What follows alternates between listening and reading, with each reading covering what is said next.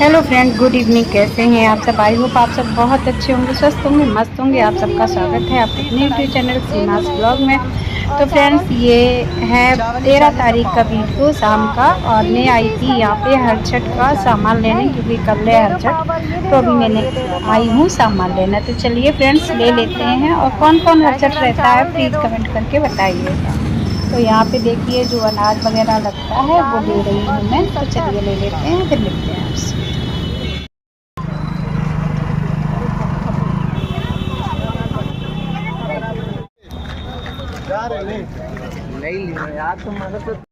Hello friends, good evening. कैसे हैं आप सब? आई होप आप सब बहुत अच्छे होंगे, स्वस्थ होंगे, मस्त होंगे। तो फ्रेंड्स, आज है 13 अगस्त और कल है 14 अगस्त। तो कल है हर छठ। तो देखिए, मैं पूजा का सामान ले आई हूँ। तो अब ये आपको दिखाती हूँ कि क्या क्या लेके आई हूँ।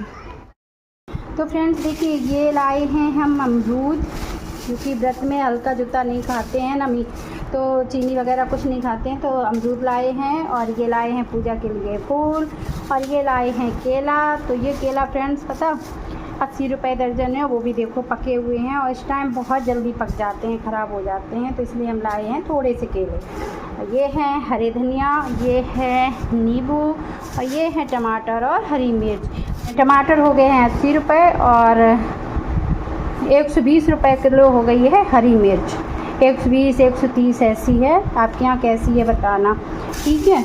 और ये है पसाई के चावल जो पूजा में लगते हैं, तो और मैं खाती भी हूँ रात को। तो ये है पसाई के चावल, और ये है 7 तरीके का अनाज, और इसी में है महुआ, क्योंकि इस मेन यही होता पूजा के लिए, इसी से पूजा की जाती है। तो ये है 7 तरीके का अनाज। और ये हैं कुल्हड़, ये एक लड़के के 6 कुल्हड़ लगते हैं, तो हम लेके आए हैं 12, इन्हीं को भरा जाएगा। ये है पेड़, यही मेन होता है, इसी पेड़ की पूजा होती है। तो फ्रेंड्स, यही सामान लेके आए हैं, और इतना महंगा हो गया है सब कुछ, मतलब सब्जी फल सब बहुत महंगे हो गए हैं बरसात की वजह से। और समझ में भी नहीं आता कि लें क्या। गए पूरी मंडी छानवा ली मैंने, पर मुझे कुछ समझ में नहीं आई सब्जी की क्या लें। तो फिर फाइनली हम अकेले टमाटर धनिया मिर्च लेके चले आए, और कुछ नहीं लाए, क्योंकि कुछ समझ ही नहीं आया क्या लें। तो देखो फ्रेंड्स, अभी हमने जब लिए थे तो एकदम ताज़ा ताज़ा से केले लग रहे थे, मतलब इतने पके पके नहीं लग रहे थे। अब ये देखो उनकी शक्ल, ज़रा सी देर झोले में दब गए, और उतनी देर में इनकी शक्ल ऐसी हो गई है। देख सकते हो आप कैसे हो गए हैं। ये हैं हमारे फूल। तो बस यही थोड़ा सा सामान हम लेने गए थे। और पता फ्रेंड्स, हम पैदल गए थे, गाड़ी से नहीं गए थे, पैदल लेके आए हैं सारा सामान। पसीने से नहा गए हैं, बहुत गर्मी है। तो फिर मिलते हैं कल आप सबसे। ये रहा हमारा पूजा का सामान।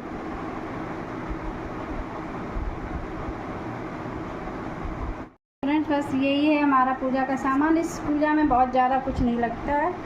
बस हाँ, प्रसाद लाना भूल गए हैं, वो अभी मंगा लेंगे बेटे से। तो मिलते हैं आप सबसे कल। Hello friend, good morning, Radhe Radhe. कैसे हैं आप सब? आई होप आप सब बहुत अच्छे होंगे, स्वस्थ होंगे, मस्त होंगे। आप सबका स्वागत है आपके अपने यूट्यूब चैनल सीमास ब्लॉग में। तो फ्रेंड्स, पहले तो आप सबको हर षष्ठी की ढेर सारी शुभकामनाएं मेरी प्यारी सी बहनों को, और जो मुझसे बड़े हैं उन सबको बहुत बहुत शुभकामनाएं। और फ्रेंड्स, आज है जैसा कि 14 अगस्त, और आज है हल षष्ठी पूजा व्रत। तो ये और सभी महिलाएं रहती हैं ज़्यादातर, और अपने बच्चों की दीर्घायु के लिए कि वो उनकी लंबी उम्र हो, स्वस्थ रहें। तो बस वही व्रत है आज, और इसमें हल्का जूता कुछ नहीं खाते हैं। तो बस फ्रेंड्स, मैं भी आज वही फास्ट हूँ, और मैं करने जा रही हूँ पूजा। यहाँ पे मैं देखिए, मेरी डेली वाली पूजा हो गई है, वो मैंने आपको नहीं दिखाई, बस अभी थोड़ा सा दिखा दे रही हूँ। अपने भगवान जी के दर्शन कराऊँगी आपको, तो दर्शन कर लीजिएगा। एक बार राधे राधे कमेंट बॉक्स में ज़रूर लिखिएगा। और अगर आपको अच्छा लगता हो मेरा वीडियो तो प्लीज़ एक लाइक करना, न्यू हो तो सब्सक्राइब करना, और थोड़ा सा भी अगर पसंद आता हो तो प्लीज़ अपनी फैमिली फ्रेंड्स में शेयर करना। और चलिए तो कर लेती हूँ पूजा। देखिए फ्रेंड्स, यहाँ पे हमारी पूजा हो गई है। जैसा कि आज है थर्सडे का, तो थर्सडे को मैं पहनाती हूँ अपने कान्हा जी को येलो कलर के कपड़े। तो देखिए आज मेरे केशव, माधव, किशोरी सभी लोग येलो ड्रेस में बैठे हैं। तो मैंने घर की तो पूजा कर ली थी और अभी नीचे दिखाती हूँ अपने भगवान जी को। तो ये देखिए मेरे सारे भगवान जी बैठे हैं, पूजा हो चुकी है और अभी मैं करूँगी ये जो पूजा होनी है वो। तो चलिए फ्रेंड्स, पूजा स्टार्ट करते हैं। सबसे पहले मैं यहाँ पे जल छिड़कूंगी। अब यहाँ पे मैं बना लूँगी चौक। अभी मैं यहाँ पे बनाऊँगी चौक। तो फ्रेंड्स, सबसे पहले मैं इनको कलर कर लूँगी, क्योंकि इनको ऐसे ही नहीं रखते हैं, कलर करना होता है। तो चलिए इसमें कर लेते हैं कलर।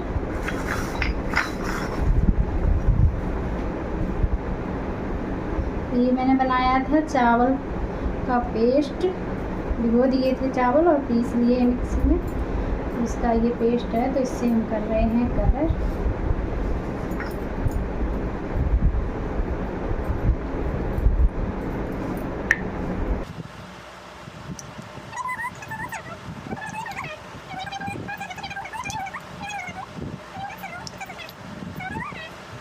फ्रेंड्स, मेरे 12 हो चुके हैं और एक मैं एक्स्ट्रा लाई थी, तो एक ये एक्स्ट्रा है।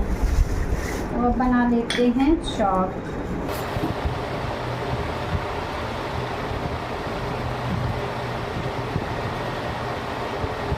चौक बना लिया मैंने। तो इस पे मैं रखूँगी आटा ऐसे। और ये है फोटो हरछठ माता की, तो हम इसको रख लेंगे।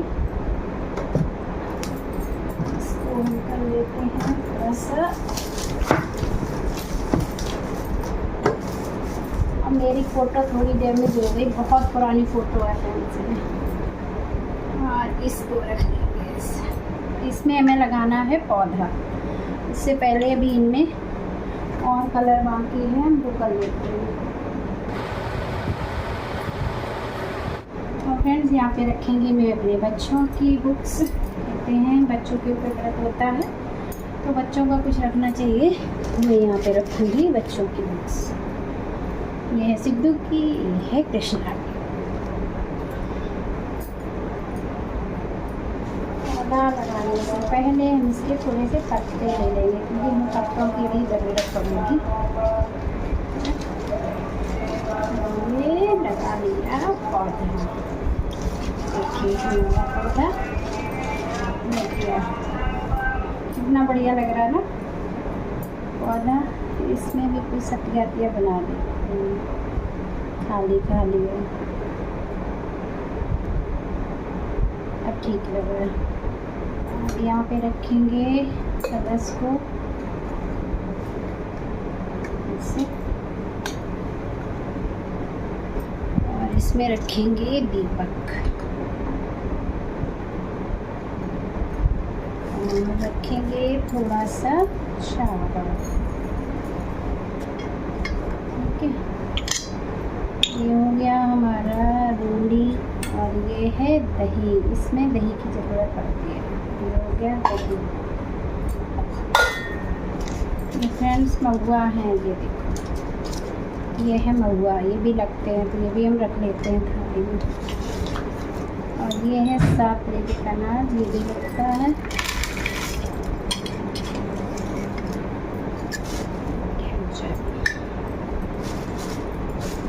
भर लेते हैं।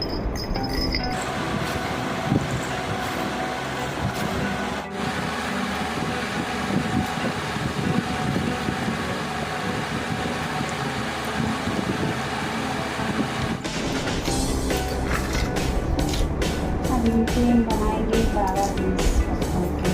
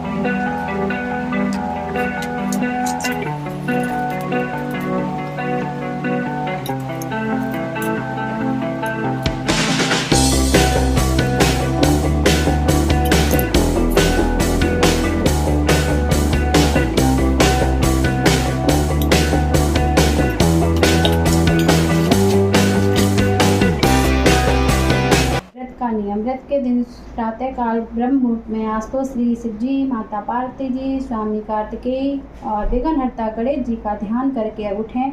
शौचालय से निवृत्त होकर किसी नदी के जल से स्नान करें। यदि पास में नदी ना हो तो कुएं के जल से स्नान करें। दिन भर भगवान के चरित्रों का नमन करें तथा उनका कीर्तन करते रहें। इस दिन किसी से असत्य भाषण ना बोलें, कम बोलें, सदाचार से रहें, ब्रह्मचार्य से रहें। सतपाल ब्राह्मणों को यथाशक्ति दान देवें, भूखों को भोजन करावें, किसी भी अन्य देवता की निंदा ना करें, बुराई ना करें, किसी का अनिष्ट ना करें, किसी जीव की हिंसा न करें। इस प्रकार नियमानुसार व्रत करने वाले को उत्तम भाग्यशाली संतान की प्राप्ति होती है। उसके प्रताप से वह इस संसार में अनंत सुख समृद्धि तथा धन धान्य को सुखपूर्वक भोगकर अंत में वैकुंठ लोक को प्राप्ति करता है। अब तंत्रोदो पूजा सुमुख चैत गणपतः प्रारंभ। ओम विष्णुः त्रकाल ज्ञान कृत्वा मम समस्त पाप क्षय पूर्वक मदो भार्गवैधत्य रहित सकल सुख निमित्त कुपुत्र चिरंजीवित पापार्थ शंभु गौरी मुंडन विनायकानां व्रत पूजन कथा श्रवणम चा करिष्ये। नमाय शंभुवाय। श्री गणेशाय नमः। पहले सम्मुख से इस मंत्र से गणेश जी को नमस्कार करें और ओम विष्णाय नमः, ओम विष्णाय नमः, ओम विष्णाय नमः। फिर ओम शिवाय नमः, ओम शिवाय नमः, ओम शिवाय नमः। ओम श्रीष्यते लक्ष्माय नमः, ओम श्रीष्यते लक्ष्माय नमः, ओम श्रीष्यते लक्ष्माय नमः। ओम गणनात्वां यदि क्रंदः, ओम गणनात्वा यदि क्रंदा, ओम गणनात्वा यदि क्रंदा, ओम गणनात्वा यदि क्रंदा आदि 4 मंत्रों से शिव, गौरी, विनायक, कार्तिकेय इन 4 देवताओं पंचारा से पूजन करें। श्री श्रीज्यते लक्ष्मी गणनात्वा यद क्रंद इति चतुर्भ मंत्रस्य सतुगुणा देवाय पंचारे पूजन क्रियात्। अथ श्री हलषष्ठी व्रत कथा। तो सुमरम भवानी शंकराय गणपति को शिरनाय, हलषष्ठी कथा कहो यथावधि गाय। जय हो गणेश भगवान की जय, भोले बाबा की जय, पार्वती मैया की जय, कार्तिकेय महाराज की जय। एक समय राजा युधिष्ठिर ने भगवान श्री कृष्ण जी से कहा कि आपने संसार की भलाई के लिए अवतार लिया है। इस समय सुभद्रा और द्रौपदी अपने पुत्रों के मरने से शोक में हैं। यदि अभिमन्यु की स्त्री उत्तरा का गर्भ भी अश्वत्थामा के ब्रह्मास्त्र से खंडित हो गया है। माता पिता को संतान के बिना अत्यंत दुख होता है। अतः हे प्रभु, आप कोई ऐसा वरदान अथवा उपाय बताइए जिनके करने से माता पिता संतान शोक से दुखी न हो और उत्तम दीर्घायु तथा स्वस्थ संतान प्राप्ति हो। यह सुनकर भगवान विष्णु जी कहने लगे कि हे राजन, मैं तुमको इस व्रत को बतलाता हूँ जिसके नियमापूर्वक करने से खंडित गर्भ भी जीवन प्रदान पा सकता है तथा संतान कभी भी दुखी नहीं रहेगी। तो राजा युधिष्ठिर के पूछने पर भगवान श्री कृष्ण जी ने कहा, प्राचीन काल में सुभद्र नामक एक प्रसिद्ध राजा था। उसकी रानी का नाम सुवर्णा था। उसके एक हस्ती नामक प्रतापी पुत्र था जिसने अपने नाम से हस्तिनापुरी बसाई थी। राजपुत्र एक दिन धात्री के साथ जब गंगा जी में स्नान करने गया और वहाँ जल क्रीड़ा करने लगा, इतने में ही एक ग्राह ने उसे जल में खींच लिया। यह सुनकर रानी स्वर्ण बहुत दुखी हुई और धात्री के पुत्र को धधकती हुई अग्नि में डाल दिया। तदनंतर राजा और रानी ने अपने प्राण त्यागने को तैयार हो गए। यह धात्री भी अपने पुत्र के शोक में किसी निर्जन वन में चली गई तथा वहाँ एक सुनसान मंदिर में शिव जी और पार्वती जी की तथा गणेश जी की विधिवत पूजा करने लगी। प्रतिदिन पूजन व ध्यान करके वह शरण दान अथवा महुआ खाया करती थी। भगवान बोले कि हे युधिष्ठिर, इस प्रकार व्रत करने से उसके प्रताप से भाद्र मास की कृष्ण पक्ष की षष्ठी के दिन नगर में एक अद्भुत दर्शन हुआ। एकाएक धात्री का लड़का अग्नि से जीवित निकल आया। रानी ने भी उसे धात्री के लड़के को बाहर से जीवित निकलते हुए देखा, जिससे उसको भी बड़ा आश्चर्य हुआ। उसने पंडितों से उसके जीवित रहने का कारण पूछा। इसका कारण रहस्य बताने के लिए शिव जी की आज्ञा से दुर्वासा ऋषि वहाँ आए। राजा दुर्वासा ऋषि को बताया राजा को दुर्वासा ऋषि ने बताया कि उनकी आगवानी करके आध्यात्म से उनका पूजन किया तथा बारंबार नमस्कार करके धात्री के लड़के को जीवित करने का कारण पूछा। दुर्वासा ऋषि ने कहा, हे राजन, वन में जाकर धात्री ने नियम पूर्वक अति भक्तिभाव से भगवान शिव जी, स्वामी कार्तिकेय, पार्वती जी एवं गणेश जी का ध्यान पूर्वक स्मरण इत्यादि श्रद्धा भक्ति से किया है तथा नियम पूर्वक व्रत किया है। उस व्रत का प्रभाव है कि जिसके कारण उनका लड़का जीवित हो गया है। आप भी वहाँ जाकर यह सुंदर कर्म करें। श्री कृष्ण जी ने कहा राजा युधिष्ठिर से कि हे राजन, राजा और रानी ने दुर्वासा को विदा कर दिया। तदुपरांत वो दोनों ब्राह्मणों को साथ लेकर उनके निवास गए। वहाँ राजा रानी तथा ऋषि ने उस धात्री पुत्र को शिव आदि का पुष्पराज के नीचे अति श्रद्धा के साथ पूजन करते हुए देखा। राजा ने धात्री तथा उनके लड़के को मिला दिया। धात्री ने राजा को इस व्रत के महत्व का विस्तार बताया। उसने कहा कि हे राजन, जिस दिन से आपके भय के कारण मैं यहाँ आई हूँ, मैंने केवल वायु का ही भोजन किया है और शिव जी और कार्तिकेय पार्वती जीव एवं गणेश जी की पूजा की है। एक दिन रात के समय स्वप्न में शिव जी ने कहा, मुझे दर्शन दिए और कहा कि तेरा लड़का जीवित है, क्योंकि तूने मेरा व्रत श्रद्धा से किया है। यदि तुम्हारी रानी इसी व्रत को करे तो उसका लड़का भी मिल जाएगा और उनके और भी लड़के होंगे। श्री कृष्ण ने युधिष्ठिर से कहा कि हे राजन, भादो मास के कृष्ण पक्ष की षष्ठी के दिन यह व्रत करना चाहिए। उस दिन सवेरे ही स्नान करें। व्रत का नियम लेना चाहिए। जब तक व्रत ना करें, हिंसा न करें। व्रत संपूर्ण करने के लिए चींटी आदि का मार्ग उल्लंघन न करें तथा दोपहर के समय अपने ही शरीर पलाश डाक और कुशों के नीचे भगवान शिव, पार्वती, स्वामी कार्तिकेय तथा गणेश जी की व्रत मूर्ति स्थापित करके धूप दीप नवेद से विनम्र भक्ति भाव से पूजन करें और प्रार्थना करें कि हे सौम्य मूर्ति, पंचमुखी, त्रिशूलधारी, नंदी, श्रृंगी, महाकाय आदि गुणों से युक्त भगवान शिव जी को मैं साष्टांग प्रणाम करती हूँ। शिवा, हरिकांता, प्रकृति श्रेष्ठ माता, सौभाग्यदायिनी गौरी और माता पार्वती को नमस्कार करती हूँ। और हे मयूर वाहनी, हे कोच पर्वत को विदीर्ण करने वाले कुमार विशाख स्कंद स्वामी कार्तिकेय जी को बारंबार नमस्कार है। फिर एक दंत गणेश जी को अमर प्रार्थना करेंगे, हे प्रभु मूषक वाहन लंबोदर, आपको साष्टांग प्रणाम है। इस प्रकार इन चारों देवताओं को भली प्रकार से पूजा करें और ब्राह्मणों सहित बाजे व गाजे से अपने घर को जावें। उस दिन सवा के चावल का ही भोजन करें। दूध, दही व मट्ठा भी खावें। दुर्वासा ने कहा कि हे राजन, जो इस व्रत को इस विधि से करता है उसके पुत्र और पौत्रवान होकर सुखी होता है। ऋषि की ऐसी बात सुनकर राजा ने विधिपूर्वक उस व्रत को किया, जिससे राजा के पुत्र शीघ्र ही ग्रह के गले से बाहर आ गया। और यह चमत्कार देखकर राजा और रानी ने ऋषि दुर्वासा के चरणों में नमस्कार किया। इस व्रत के प्रभाव से राजा के और भी कई आयुष्मान पुत्र हुए तथा राजा ने अनावृष्ट, महामारी तथा दुर्भिक्ष उपद्रव सदैव के लिए दूर हो गया। राजा और रानी अनेक वर्षों तक निर्वन राज करते रहे। श्री कृष्ण भगवान ने कहा कि हे राजन, यदि उत्तरा भी ये व्रत नियम पूर्वक करे तो उसके सब दुख दूर हो जाएंगे। भगवान के ऐसा वचन सुनकर राजा युधिष्ठिर कृत हो गए और उनके प्रभाव से अश्वत्थामा द्वारा खंडित हुआ उत्तरा का गर्भ भी जीवित हो गया। और इस व्रत को करने से वंश स्थिर होता है। इस प्रसंग को भगवान कृष्ण ने राजा युधिष्ठिर से कहा था कि दुर्वासा ऋषि ने राजा सुभद्र से उनके कहने पर राजन इस व्रत को उपरांत फिर उसका शस्त्रोव्यक्त रीति से उद्यापन करें। उद्यापन में स्वर्ण, महिषी, गौ, वस्त्र ब्राह्मणों को दान में दें। सोने अथवा चांदी की मूर्ति बनाकर वेद पाठी ब्राह्मणों सहित उनका पूजन करें। और दुर्वासा ऋषि ने कहा कि हे राजन, विदान, धर्मष्ट आदि युधिष्ठिर ने भी इस व्रत को उत्तरा से करवाया था, जिसके प्रभाव से उसका अश्वत्थामा द्वारा खंडित किया हुआ गर्भ उदर में ही हिलने डुलने लगा तथा वही गर्भ राजा परीक्षित के रूप में प्रकट हुआ। जो कोई मनुष्य इस व्रत को करता है तथा उसके सभी कार्य सिद्ध हो जाते हैं, पुत्र पौत्र आदि की प्राप्ति होती है तथा अन्य में वह शिवलोक को जाता है। बोले बाबा की जय, गणेश भगवान की जय, माता पार्वती की जय, कार्तिकेय महाराज की जय।